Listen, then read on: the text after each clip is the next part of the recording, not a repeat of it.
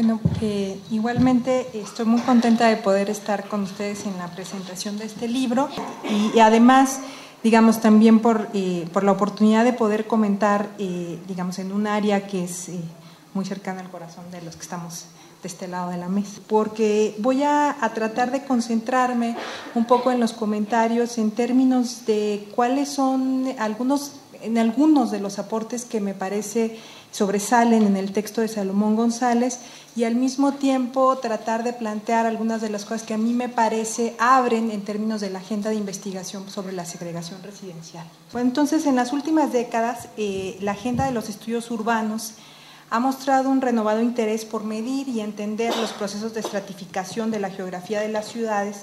En particular, digamos, existe una preocupación por examinar si hay incrementos en la concentración de la pobreza y de la riqueza,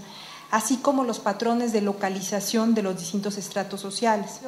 Digamos, los trabajos han mostrado no solo un cambio en el nivel de la segregación, sino también en el carácter, en las formas de la segregación residencial.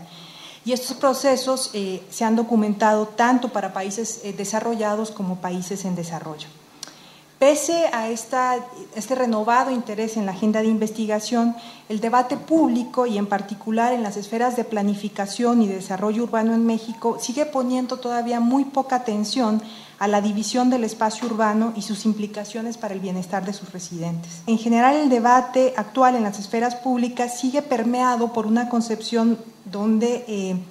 las inequidades residenciales son concebidas como una expresión natural del crecimiento de las ciudades y también de la operación de los mercados de suelo y vivienda.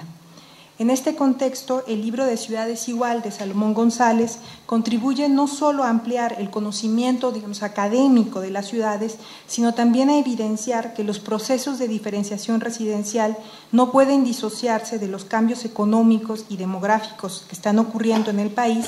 particularmente aquellos que apuntan a una mayor desigualdad en el ingreso y, por tanto, que si queremos entender mejor esta desigualdad, entonces requerimos comprender los procesos y mecanismos a través de los cuales las ciudades se dividen, segregan y fragmentan. En su libro, Salomón González examina las transformaciones en la estratificación del espacio socio-residencial en la metrópolis mexicana,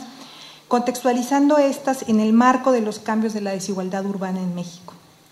Asimismo, examina cómo se construye territorialmente la relación entre empleo y lugares de residencia, buscando entender cuál es la asociación entre localización y precariedad laboral. Tres virtudes, diría yo, destacan particularmente del trabajo de Ciudad Desigual. Por un lado, el eje comparativo entre ciudades, que constituye un aporte central ante el limitado número de estudios con esta visión comparativa. La segunda virtud se refiere al análisis del cambio en la composición a través del periodo 90-2000, es decir, que nos provee una visión dinámica de la diferenciación de las ciudades. Y por último, es la aproximación metodológica que permite no solo utilizar distintos métodos estadísticos a lo largo del trabajo, sino también utilizar múltiples indicadores de diferenciación, con lo cual se busca capturar los procesos sociales que potencialmente están dándole forma al espacio metropolitano. Bueno, una cuestión que permea el trabajo de Salomón González es entender cuáles son las dimensiones que dividen y dan forma al espacio urbano y si estos han cambiado a lo largo del tiempo. En su capítulo 2, Salomón emplea un análisis factorial con datos de los censos de población por AGEP con ese propósito. Sus hallazgos apuntan a 5 ejes de diferenciación territorial, como también se mencionaba anteriormente. Por un lado, vivienda y consolidación urbana, otro, estatus familiar, estatus socioeconómico, migración y estatus socioocupacional. El texto analiza la variación interna en el grado de diferenciación socio-residencial, a la vez que examina las diferencias entre ciudades en ese respecto. Entonces, con un análisis conjunto de 35 ciudades, lo que encuentra es que estos ejes muestran una importante estabilidad en el tiempo entre las urbes, a la vez que notables diferencias en el peso que cada uno de ellos juega en las distintas ciudades.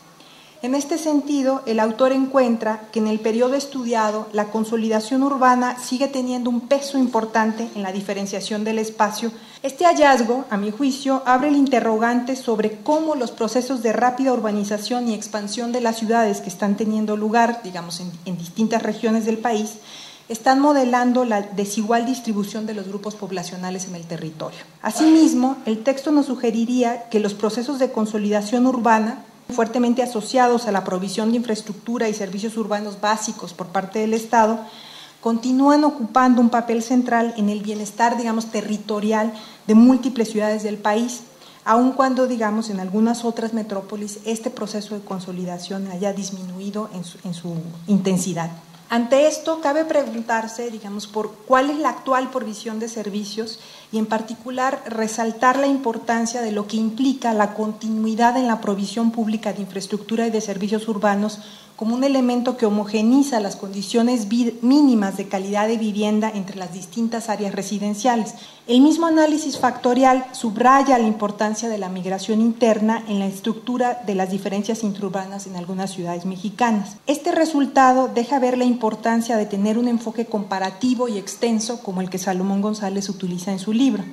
En tanto que previos trabajos, centrados solamente en las 3 principales zonas metropolitanas de México, sugerían la pérdida de relevancia de la migración como un elemento de división social del espacio. Salomón deja entrever cómo la migración interna sigue jugando un papel relevante en las ciudades de menor tamaño, pero crecientes en importancia económica y a dónde se redirigieron los flujos migratorios durante los 90. Este análisis y la importancia de la migración llama la atención sobre los vínculos entre la desigualdad intraurbana y el lugar que cada metrópolis ocupa en el sistema urbano mexicano. Los resultados sugieren que el peso de los distintos factores está asociado tanto al perfil de desarrollo histórico y social de cada ciudad como a las interacciones existentes entre las distintas urbes. El peso diferenciado de la migración evidencia cómo la redefinición de la estructura económica de las ciudades puede estar transformando los flujos migratorios internos, a su vez que modifica la geografía de la desigualdad. Estos resultados son particularmente pertinentes en el momento actual. Entre 2000 y 2010 hubo cambios importantes en la migración interna e internacional, tanto en los lugares de origen de la migración como en los patrones de circularidad de la misma y en el perfil socioeconómico de los migrantes. Cabe preguntarse entonces si estos cambios en el patrón migratorio han tenido,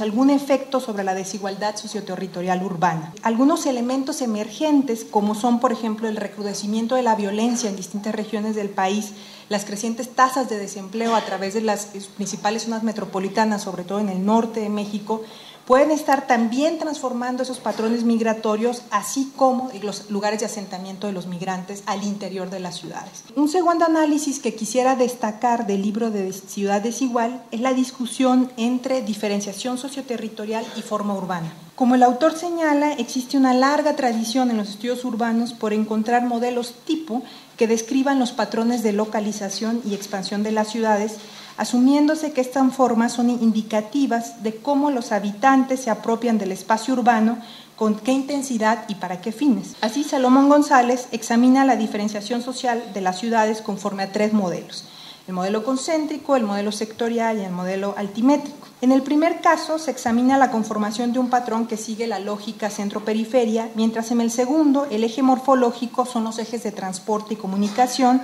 mientras el tercero hace referencia a la conformación física del territorio y su vínculo con la especialización de las actividades. Lo que el autor encuentra es que el modelo altimétrico es poco significativo para entender cómo se estructuran las ciudades, mientras que el modelo concéntrico y sectorial son más útiles, aunque depende de la dimensión específica bajo escrutinio. Los componentes asociados a la calidad del hábitat construido y la estructura etaria de la población siguen un patrón concéntrico, como señalaba anteriormente, donde mejores viviendas y población temprana se localizan, en distintos anillos, avanzando hacia la periferia. Mientras que el estatus socioeconómico de la población se dirige más bien con un patrón de diferenciación más asociado a la accesibilidad, es decir, la distribución de vías de comunicación y transporte.